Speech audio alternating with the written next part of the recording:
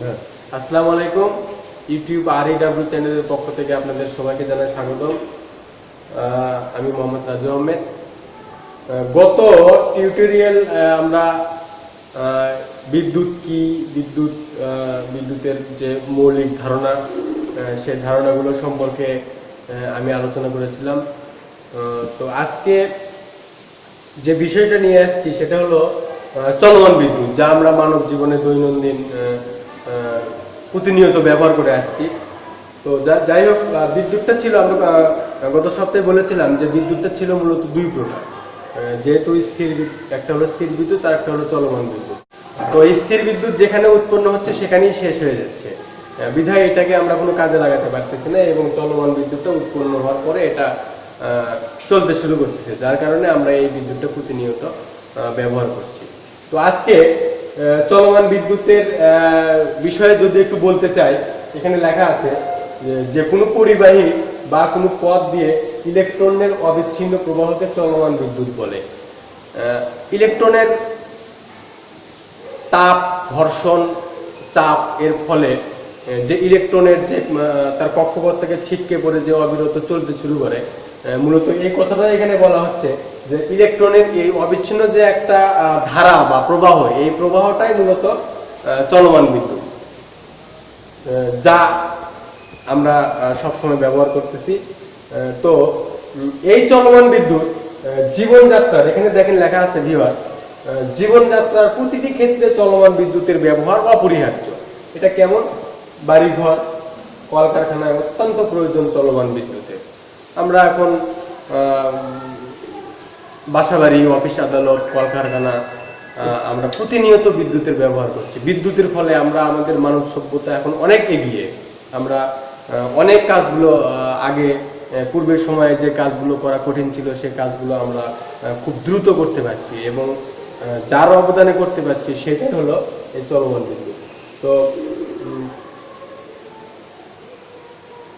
আরেকটু বিস্তারিতভাবে যদি বলি, এখানে দেখেন ভিউয়ার্স, লেখা আছে আলোকিতকরণের ক্ষেত্রে বৈদ্যুতিক বাতি।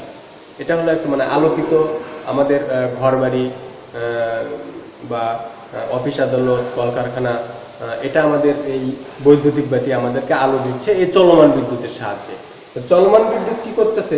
এই বৈদ্যুতিক বাতি বা ডিভাইস, এই ডিভাইসটা চলমান বিদ্যুৎ গ্রহণ করে, এই শক্তিটাকে গ্রহণ করে সে একটা আলোক শক্তিতে রূপান্তরিত করতেছে, যার ফলে আমরা প্রতিনিয়ত আলোকিত হচ্ছি বা আলো পাচ্ছি। আমাদের মানব জীবনকে অনেক উন্নত করে ফেলছে এই বৈদ্যুতিক বাতি। এই বৈদ্যুতিক বাতির সর্বপ্রথম যিনি আবিষ্কারক ছিলেন, আমরা বৈদ্যুতিক বাতিকে যদি একটু মার্কিং করি, বৈদ্যুতিক বাতি সর্বপ্রথম আবিষ্কার করেছিলেন টমাস আলভা এডিসন, যার নাম আমরা অনেকেই জানি। তো এই টমাস আলভা এডিসন সর্বপ্রথম ফিলামেন্ট ল্যাম্প আমাদেরকে উপহার দেয় বা আবিষ্কার করে। তারপরে বিজ্ঞানের আধুনিক ধারায় পর্যায়ক্রমে আমরা বৈদ্যুতিক ফিলামেন্ট বাল্ব থেকে পর্যায়ক্রমে LED bulb, energy bulb, fluorescent lamp, বিভিন্ন আরো উন্নততর পর্যায়ে আমরা এগিয়ে এসেছি। তো যাই হোক, এবার আমোদ প্রমোদের ক্ষেত্রে যদি একটু ধরি, মাইক, আমরা এইখানে যে ঘটনাটা ঘটতেছে, যে এইখানে চলমান বিদ্যুৎ, এই মাইকটা, এই ডিভাইসটা চলমান বিদ্যুৎকে শব্দ শক্তিতে রূপান্তরিত করতেছে, যা আমরা অনেক দূর থেকে এই শব্দটা শুনতে পাই। সিনেমা, থিয়েটার, এটা আমাদের মাঝে বিনোদন দেয়। আমরা এটা মূলত বিদ্যুতের একটা চরম একটা অবদান। বিদ্যুৎ আবিষ্কারের ফলে এই ডিভাইসগুলো আমাদের মানব জীবনকে অনেক ডেভেলপ করছে। এরপরে ছিল সংবাদ আদান প্রদানের ক্ষেত্রে। আমরা এই বিদ্যুতের অবদানের ফলে, এই চলমান বিদ্যুতের অবদানের ফলে আমরা প্রতিনিয়ত দেশের প্রত্যেকটা ঘন্টায়, প্রত্যেকটা মিনিটে, প্রত্যেকটা সেকেন্ডে যে ঘটনাটা ঘটতেছে, দেশ এবং দেশের বাইরে যে ঘটনাগুলো ঘটতেছে, সেই সংবাদ আমরা সহজেই কিন্তু আমরা ক্ষণিকের মাধ্যমে পেয়ে যাচ্ছি। টেলিগ্রাফ, টেলিফোন, রেডিও, টেলিভিশন, এটা যা পূর্বের সময় ছিল খুবই দুঃসাধ্য, যে আমরা এক স্থান থেকে অন্য স্থানে সংবাদ আদান প্রদান করতে আমাদের অনেক সময় লেগে যেত। কিন্তু এই বিদ্যুতের অবদানের ফলে আমাদের এটা কিন্তু এই লং যে একটা সময়, এই সময়টা কিন্তু অনেক কমিয়ে এসেছে। আমরা কিন্তু সেকেন্ডের মধ্যেই এই মানে সংবাদটা নিতে পারতেছি। এরপরে সংবাদ আদান প্রদানের আরেকটা প্রধান মাধ্যম হলো ইন্টারনেট বা মোবাইল ফোন। এগুলো মূলত বিদ্যুৎ, চলমান বিদ্যুৎ বা বিদ্যুৎ আবিষ্কারের ফলে এই ডিভাইসগুলো আমরা পর্যায়ক্রমে হাতে পেয়েছি। তো আরেকটা যে জিনিস, সেটা হলো যাতায়াতের ক্ষেত্রে ট্রেন, বাস ইত্যাদি। পৃথিবীর অনেক দেশেই এখন বৈদ্যুতিক ট্রেন, ইলেকট্রিসিটি ট্রেন সার্ভিস চালু হয়েছে, যা হাজার হাজার পথকে, হাজার হাজার মাইল পথকে খুব সংক্ষেপ করে এনেছে। প্রতি ঘন্টায় আমরা 500, 250, 300 কিলোমিটার পথ অতিক্রম করতে পারতেছি মুহূর্তের ভিতরে। তো যাই হোক, দেখেন এখানে এই বিদ্যুৎটা আমাদেরকে, এই চলমান বিদ্যুৎটা আমাদেরকে বিদ্যুৎ আলোক শক্তি দিয়েছে, শব্দ শক্তি দিয়েছে, সংবাদ মাধ্যম আমাদেরকে দিয়েছে, এবং দূরের কোনো পথকে আমার সংক্ষেপ করেছে।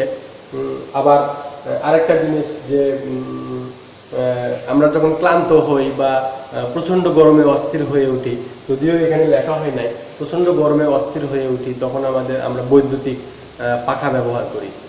তো এই বৈদ্যুতিক পাখা মূলত এটা বিদ্যুতেরই অবদান। বিদ্যুৎ শক্তি এই বৈদ্যুতিক মানে এই বৈদ্যুতিক পাখা ডিভাইসটা বিদ্যুৎ শক্তিকে ঘূর্ণন শক্তিতে রূপান্তরিত করতেছে, যাতে আমাদের আমরা গরম থেকে অনেকটা উপেক্ষা পেতে পারি। তো এই চলমান বিদ্যুতের আরেকটা প্রধান অবদান যেটা, সেটা হলো সেচ প্রকল্পে। আমরা একসময় দেখেছি আমরা যখন ছোট ছিলাম, তখন আমাদের গ্রামের বাড়িতে বা গ্রাম অঞ্চলে ইরিগেশন করার সময় ডিজেল চালিত মেশিন ব্যবহার করা হতো, যা অনেক কষ্টকর হয়ে যেত এবং অনেক ব্যয়বহুল ছিল। কিন্তু এই বিদ্যুতের অবদানের ফলে আমরা এখন বৈদ্যুতিক পাম্প ব্যবহার করি, বা শ্যালো পাম্প যাকে বলে। আমরা এটা ব্যবহার করার ফলে এই এই ডিভাইসটা আমাদেরকে কি করতেছে, বিদ্যুৎ শক্তিকে ঘূর্ণন শক্তিতে রূপান্তরিত করতেছে বা ইঞ্জিন শক্তিতে রূপান্তরিত করতেছে, যার ফলে আমরা স্বল্প ব্যয়ে আমরা ইরিগেশন করতে পারতেছি। এটা আমাদের মানব জাতির জন্য অনেক চরম একটা মানে অবদান। তো এই সব দিক দিয়ে বিচার বিশ্লেষণ করে যদি বিদ্যুতের সংজ্ঞা যদি আরেকটু ভালোভাবে বলি, তাহলে কেমন হয় যে এখানে কি করেছে, আলোকিতকরণের ক্ষেত্রে বিদ্যুৎ শক্তিটা আলোক শক্তিতে রূপান্তরিত হয়েছে। আমোদ প্রমোদের ক্ষেত্রে দূরের কাউকে ডাকার জন্য বা দূর থেকে কোনো শব্দ শোনার জন্য শব্দ শক্তি, এই মাইকটা শব্দ শক্তিতে রূপান্তরিত হচ্ছে। এবং সংবাদ আদান প্রদানের ক্ষেত্রে টেলিফোন, রেডিও, এই দূরদর্শন আমরা ব্যবহার করছি। এবং যাতায়াতের ক্ষেত্রে আমাদের পথটা অনেক সহজ করেছে। এবং প্রচণ্ড গরমে আমরা যেন অতিষ্ঠ না হয়, তার জন্য বিদ্যুৎ শক্তি আমাদেরকে বৈদ্যুতিক পাখা বা ঘূর্ণন শক্তির মাধ্যমে আমাদেরকে বাতাস দিচ্ছে।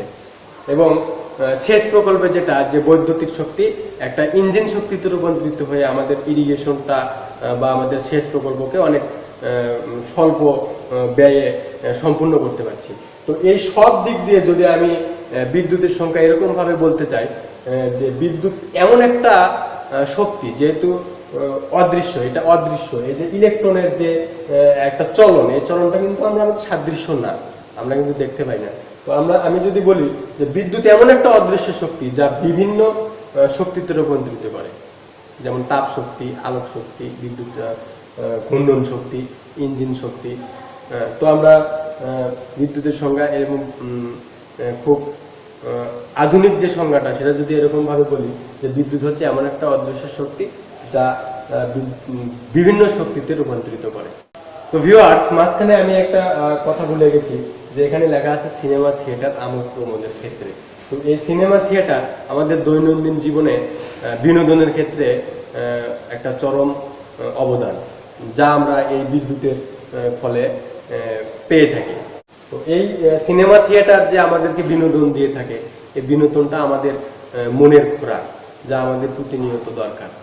ভিউয়ার্স, আজকে চলমান বিদ্যুৎ বা চলমান আমাদের মানব দৈনন্দিন জীবনে যে চলমান বিদ্যুতের যে অপরিহার্য একটা ব্যবহার, এই ব্যবহার সম্পর্কে আমরা আজকে আলোচনা করলাম।